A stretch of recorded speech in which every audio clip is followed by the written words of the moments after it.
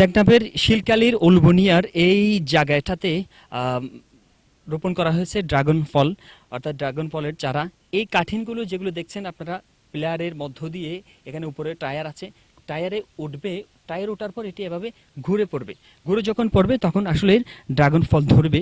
তো প্রায় 12 মাস বা 1.5 বছরের মধ্যে এই ফল ধরার একটা কথা রয়েছে।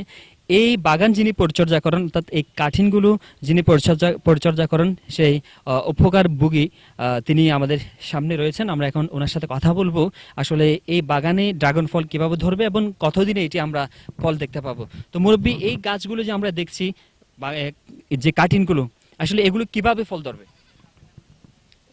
এখানে আমরা তো ময়মনসিংহে ট্রেনিং গেছিলাম, তা আমাদেরকে বলা হয়েছিল এগুলো লাগাতে হলে আপনার 3 ফিট 3 ফিট গর্ত করতে হবে, এদিকে 3 ফিট নিচে 3 ফিট।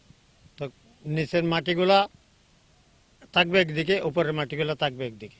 তো লাগানোর সময় উপরের মাটিগুলো নিচে দিয়ে এবং 20 থেকে 30 কেজি গোবর দিয়ে মিশিয়ে তারপরে আমরা এগুলো লাগাইছি। এখন ওই যে গরমের মৌসুমে এখানে মাঝে মধ্যে সেচ দিতে হয়, পানি দিতে হয়, যেন একেবারে মাটি শুকিয়ে না যায়।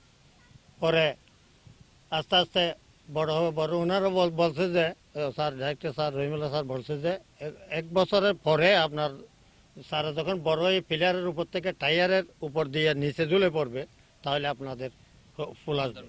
আপনারা এই যে কাঠিনগুলো দেখা যাচ্ছে, চারাগুলো, এগুলো আপনারা আসলে কতটুকু রোপণ করেছিলেন? এটুকু রোপণ করেছিলেন নাকি এর চেয়ে নিচু? না, এটা অনেক 1 ফুটের নিচে, আর কিছু 1 ফুটের 2 ইঞ্চি উঠবে। এই ড্রাগন ফলের চারাগুলো, অর্থাৎ এই যে বাগান, এটি কক্সবাজারে প্রথম, বলতে গেলে টেকনাফেই প্রথম। তো এটি আসলে এই ফলটি খুবই সুস্বাদু।